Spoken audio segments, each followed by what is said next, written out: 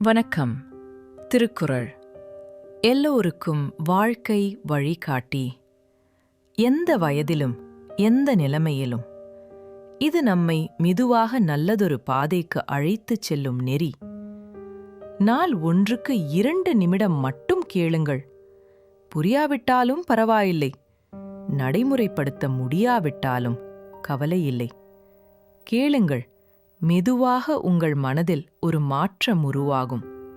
கடினமான நேரங்களிலும் கூட அது உங்களை அமைதியாகத் தூக்கும். உங்கள் வருகைக்கு நன்றி. லைக் பண்ணுங்கள், சப்ஸ்கிரைப் பண்ணுங்கள். வாங்க, இன்று நம்ம திருக்குறளை தொடங்கலாம்.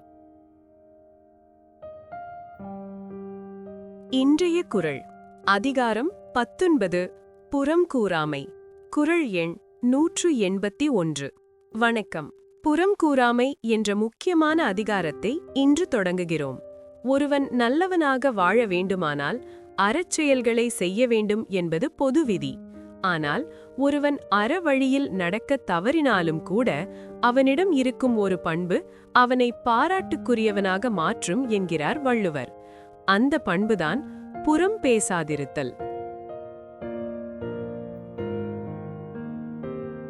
அறங்கூறா நல்ல செய்யினும் ஒருவன் புறம் கூறான் என்றல் இனிது. ஒருவன் அறநெறிகளை போற்றாமல் அறமல்லாத தீய செயல்களையே செய்பவனாக இருந்தாலும் அவன் யாரையும் முதுகுக்குப் பின்னால் புறம் பேசாதவன் என்று சொல்லப்படுவது அவனுக்கு பெரிய நன்மையையும் சிறப்பையும் தரும்.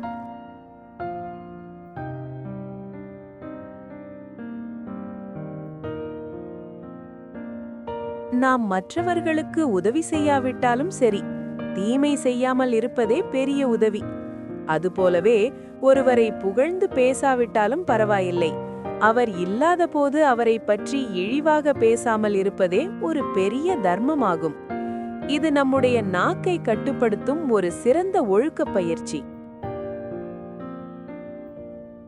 இன்று நாம் புறம் கூறாமை என்ற உயர்ந்த பண்பின் சிறப்பை அறிந்தோம். அடுத்த குறளில் 182 மீண்டும் சந்திப்போம். நன்றி.